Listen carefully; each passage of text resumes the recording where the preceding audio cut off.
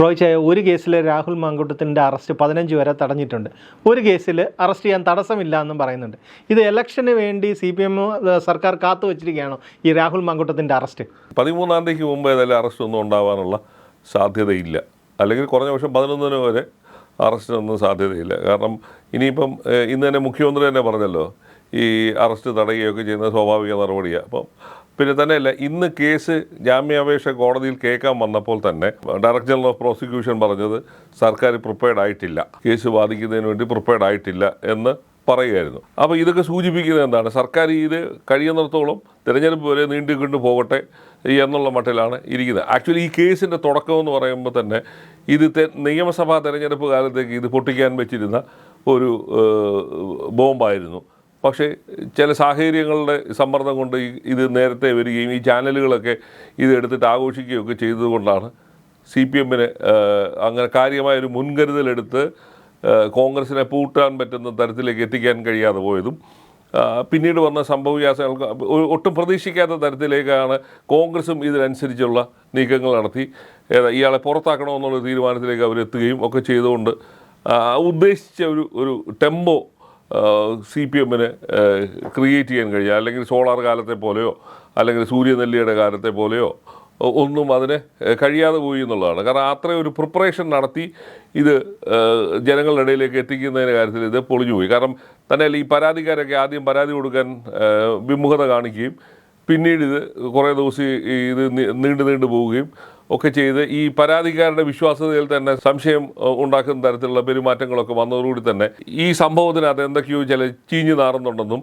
ഇതൊരു സത്യസന്ധമല്ലാത്ത പരാതിയാണെന്നും ഒക്കെയുള്ള ഒരു പൊതുബോധം സൃഷ്ടിക്കുന്നതിന് ഈ കഴിഞ്ഞിട്ടുണ്ട്. അപ്പോൾ അതുപോലെ തന്നെ ഈ മാരകമായ തോതിലായിരുന്നു ഈ സൈബർ ആക്രമണങ്ങൾ ഇരയ്ക്കെതിരെയും ഇരയെ പിന്തുണയ്ക്കുന്നവർക്കും എതിരായിട്ടും ഒക്കെ തന്നെ മറുവശത്തു നിന്ന് വരികയൊക്കെ ചെയ്തു. അത് രാഹുൽ ഈശ്വറിന്റെ അറസ്റ്റോടെ അതൊന്ന് കുറഞ്ഞിട്ടുണ്ട്. അത് കുറയുകയും ഈ പ്രതികളെയൊക്കെ ഈ ഇത്തരക്കാരെയൊക്കെ പിന്നെ അകത്തായിടുകയൊക്കെ ചെയ്യുന്ന ഒരു സ്ഥിതി വന്നതോടുകൂടി അതിന് ഇച്ചിരി കുറവ് വന്നിട്ടുണ്ട്. പക്ഷേ അതിനെക്കാട്ടിലും ആ സംഘങ്ങൾ ഇപ്പോൾ ഒന്ന് ഒതുങ്ങി നിൽക്കുന്നതെന്ന് പറയുന്നത് കോൺഗ്രസിനകത്തു നിന്ന് വന്ന ആക്ഷൻസാണ്. VD സതീശനും മുരളീധരനും ചെന്നിത്തലയൊക്കെ കൂടി ഈ സംഘങ്ങളെ ഒന്ന് ഒതുക്കുന്ന തരത്തിലേക്ക് പോവുകയും ഇവർക്ക് കോൺഗ്രസ് പാർട്ടിയുടെ പിന്തുണയില്ല എന്നുള്ളൊരു വലിയ തോതിലുള്ള ഒരു സന്ദേശം കൊടുക്കാൻ അവർക്ക് കഴിഞ്ഞിട്ടുണ്ട്. അതുകൊണ്ട് തന്നെ ഈ രാഷ്ട്രീയത്തിനകത്ത് വലിയ എക്സ്പീരിയൻസ് ഇല്ലാത്തതുകൊണ്ട് ഈ സംഘങ്ങളൊന്ന് പകച്ചു നിൽക്കുകയാണ്.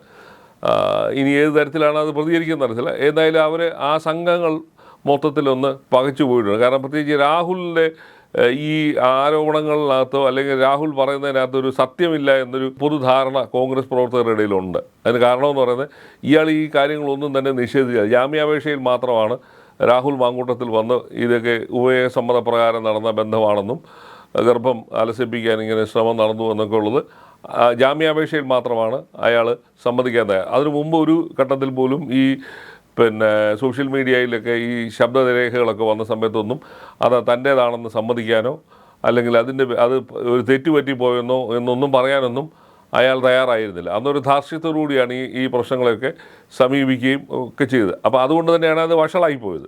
അതുകൊണ്ട് തന്നെയാണ് കോൺഗ്രസിൻ്റെ നേതൃനിരയിൽ നിന്ന് വലിയ കാര്യമായ പിന്തുണ പോലും കിട്ടാതെ പോയത്. പിന്നെ ഈ കോൺഗ്രസിൻ്റെ നേതൃത്വത്തെ തന്നെ വെല്ലുവിളിച്ചുകൊണ്ടാണ് അസംബ്ലിയിലൊക്കെ വരികയൊക്കെ ചെയ്തത്. അതുതന്നെ അയാൾക്ക് ഒരു പൊതു സ്വീകാര്യത പാർട്ടിക്കുള്ളിൽ തന്നെ നഷ്ടപ്പെടുകയും, എന്തൊക്കെ പറഞ്ഞാലും കോൺഗ്രസ് പോലൊരു പാർട്ടിക്കകത്ത് ഹൈക്കമാൻഡിൻ്റെയും കേരളത്തിലെ KPCC നേതൃത്വത്തിൻ്റെ ഒന്നും പിന്തുണയില്ലാതെ ഒന്നും പാർട്ടിക്കകത്ത് പിടിച്ച് നിങ്ങൾ എത്ര വലിയ സ്വീകാര്യത ഉള്ള നേതാവാണെന്ന് പറഞ്ഞാലും ഇങ്ങനെയൊക്കെയുള്ള ചില സാങ്കേതികത്തെ പ്രശ്നങ്ങൾ വലിയ തോതിൽ അതിനെ ബാധിക്കും.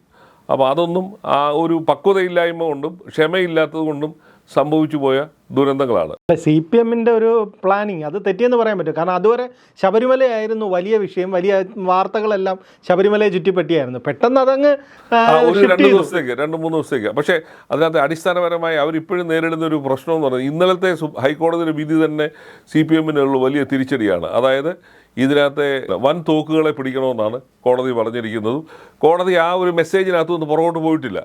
ആ SITക്ക് വീണ്ടും 6 ആഴ്ചത്തെ സമയം കൂടെ കൊടുത്തിരിക്കുകയാണ്. അപ്പം വലിയ തോതിൽ കൊള്ള നടന്നിട്ടുണ്ടെന്ന് ഹൈക്കോടതിക്ക് ഒരു ബോധ്യമുണ്ട്. അപ്പം ഈ വൻ തോക്കുകളെ പിടിക്കണം എന്നുള്ളൊരു മെസ്സേജ് കറക്റ്റായിട്ട് കോടതി കൊടുത്തിട്ടുണ്ട്. ഒരുപക്ഷെ തെരഞ്ഞെടുപ്പിന് ശേഷമായിരിക്കാം ആ വൻതോക്കുകളിലേക്ക് എത്തുന്നത്. ഇപ്പം അതേപോലെ തന്നെ പത്മകുമാറിനോടൊപ്പം തന്നെ ഈ പിന്നെ ബോർഡ് അംഗങ്ങളായിരുന്ന ശങ്കർദാസിനെയും വിജയകുമാറിനെയും ഇതുവരെ ചോദ്യം ചെയ്തിട്ടില്ല, മൊഴിയെടുത്തത് മാത്രമേ ഉള്ളൂ. അപ്പോൾ ചോദ്യം ചെയ്യൽ കിടക്കുന്നു. അപ്പോൾ അവരെ കൂടി ഇനി പ്രതിപട്ടികയിലേക്ക് കൊണ്ടുവരണമെന്നാണ് പത്മകുമാർ പറയുന്നത്. ഞാൻ ഒറ്റയ്ക്ക് എടുത്ത തീരുമാനമല്ല എന്ന് പറയുന്നു. അപ്പം വ്യത്യസ്ത അഭിപ്രായങ്ങൾ ഇങ്ങനെ അന്തരീക്ഷത്തിൽ നിൽക്കുന്നുണ്ട്. ഇതിനി മുൻ മന്ത്രിമാരിലേക്കോ ഇപ്പോഴത്തെ മന്ത്രിയിലേക്കോ ഒക്കെ എത്തുമോ, അല്ലെങ്കിൽ ഇപ്പം സ്ഥാനമൊഴിഞ്ഞ ദേവസ്വം ബോർഡ് പ്രസിഡന്റിൻ്റെ അടുത്തേക്ക് എത്തുമോ എന്നൊക്കെയുള്ള നിരവധി സംശയങ്ങൾക്ക് നിൽക്കുന്നുണ്ട്. അപ്പോൾ പ്രശ്നങ്ങൾ പൂർണ്ണമായി തീർന്നു എന്ന് പറയുന്നില്ല. തെരഞ്ഞെടുപ്പിനകത്ത് ഈ ഏതൊക്കെ വിഷയങ്ങളാണ് ബാധിച്ചു എന്നുള്ളത് നമ്മളിനി കാണാൻ പോകുന്നുള്ളൂ. പക്ഷേ കോൺഗ്രസ്സുകാർക്ക് ഒരു ആദ്യത്തെ 2 ദിവസം അവരുടെ പ്രവർത്തനങ്ങൾക്ക് ഒരു ബ്രേക്ക് വന്നെങ്കിലും അവർ ഇപ്പോൾ ഈ പിന്നെ ഇയാളെ പുറത്താക്കുകയും ഇയാളുടെ അറസ്റ്റ് തടയുകയൊക്കെ ചെയ്ത സാഹചര്യത്തിൽ അവർക്ക് വീണ്ടും ഒരു ഉയർത്തെഴുന്നേൽപ്പ് കിട്ടിയിട്ടുണ്ട്. എന്നാലും മറുവശത്ത് മറ്റേതൊരു വ്യക്തി ചെയ്തതാണെന്നതിലും പറഞ്ഞ് കോൺഗ്രസ്സുകാർക്ക് ഒഴിഞ്ഞു വയ്ക്കാൻ പറ്റും. അയാളെ പുറത്താക്കിയതോടുകൂടി ഞങ്ങൾക്ക് ഇനിയും വലിയ ബാധ്യതയില്ല. പക്ഷെ മറ്റേതല്ല. ഈ ദേവനും ദൈവവുമായിട്ടൊക്കെ ബന്ധപ്പെട്ട ഒരു സംഭവം ആയതുകൊണ്ട് പാർട്ടിക്ക് ഒറ്റയടിക്ക് കൈയൊഴിഞ്ഞ് പോകാൻ പറ്റത്തില്ല. അതിനകത്തൊരു ന്യായീകരണ ക്യാപ്സ്യൂൾ ഇറക്കിയും രക്ഷപ്പെടാനുള്ള സാധ്യതകളും വളരെ കുറവാണ്. ഇതൊരു പകൽ പോലും വെളിച്ചത്തിൽ കിടക്കുകയാണ്. എന്തുകൊണ്ടാണ് CPM-ൻ്റെ 2 പ്രമുഖ നേതാക്കൾ ജയിലിലായി പോയി എന്നുള്ള ചോദ്യത്തിന് മറുപടി പറയാൻ കഴിയുന്നില്ല. ചാനലിലൊക്കെ വരുമ്പോൾ നമ്മൾ കാണുന്ന ഒരു കാഴ്ച അതാണ്.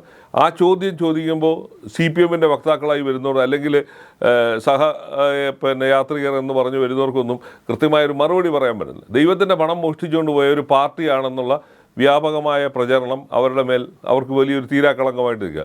CPM-ൻ്റെ ചരിത്രത്തിൽ അവർക്ക് ഇങ്ങനൊരു ഗതികേട് നേരിടേണ്ടി വന്നിട്ടില്ല. അപ്പോൾ എനിക്ക് തോന്നുന്നത് TP ചന്ദ്രശേഖരൻ വധം നടന്നതിനെക്കാട്ടിലും അല്ലെങ്കിൽ അന്ന് പാർട്ടി ക്രൂശിക്കപ്പെട്ടതിനെക്കാട്ടിലും വലിയ തോതിലാണ് കേരളം മുഴുവൻ അവർ സമാധാനം പറഞ്ഞ് അവർ ഒടുങ്ങിപ്പോകുന്ന ഒരു സ്ഥിതിയിലേക്ക് എത്തിയിരിക്കുന്നത്.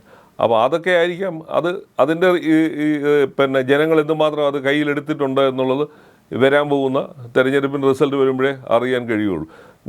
ഈ പ്രത്യേകിച്ച് മധ്യ തിരുവിതാംകൂറിലെല്ലാം ജാതി മത വ്യത്യാസമില്ലാതെ എല്ലാ ആൾക്കാരും ഈ ഇഷ്യൂ സംസാരിക്കുന്നുണ്ട്. ഈ ശബരിമല ക്ഷേത്രത്തിലെ ഈ കൊള്ളയെക്കുറിച്ച്. ഇപ്പോൾ ഇന്ന് പോലും സീറോ മലബാർ സഭയുടെ ഒരു ഔദ്യോഗിക പ്രസിദ്ധീകരണമായ സത്യദീപത്തിൽ അവരുടെ എഡിറ്റോറിയൽ ഇതാണ്. അതായത് അധികാരി വർഗം സ്വർണം ചെമ്പാക്കുന്നു, ദൈവത്തിൻ്റെ സ്വത്ത് മോഷ്ടിച്ചുകൊണ്ട് പോകുന്നു. സമാനമായ സ്ഥിതിയാണ് അങ്കമാലി എറണാകുളം അതിരൂപതയിലെ ഭൂമി കുംഭകോണത്തിൽ സംഭവിച്ചു എന്ന് പറഞ്ഞ് ഫാദർ പോൾ തേലക്കാട് ഒരു ആർട്ടിക്കിൾ എഴുതിയിട്ടുണ്ട്. അപ്പം എല്ലാ സഭാവിഭാഗങ്ങളിലും എല്ലാ മതസംഘടനകളിലും ഇതൊരു വലിയ ചർച്ചയാണ്. ദൈവത്തിൻ്റെ പണം മോഷ്ടിച്ചുകൊണ്ട് പോയ ഒരു സംഘം അധികാരത്തിൻ്റെ ഭാഗമായി നിൽക്കുന്നു, അവർക്ക് ഭരണകൂടത്തിൻ്റെ പിന്തുണയുണ്ട് എന്നുള്ളൊരു ഫീല് പൊതുവെ ജനങ്ങളുടെ ഇടയിൽ വലിയ സംസാരമാണ്. അതേത് തരത്തിലാണെങ്കിൽ ബാധിക്കുന്നു എന്നുള്ളത് അറിയില്ല. അതേപോലെ തന്നെ ഈ ചെറുപ്പക്കാരൻ സൃഷ്ടിച്ചു വെച്ച ഈ ലൈംഗിക പീഡന കഥകൾ അത് ഏത് തരത്തിൽ കോൺഗ്രസിനെ ബാധിക്കുമെന്നുള്ളതും കണ്ടറിയണം.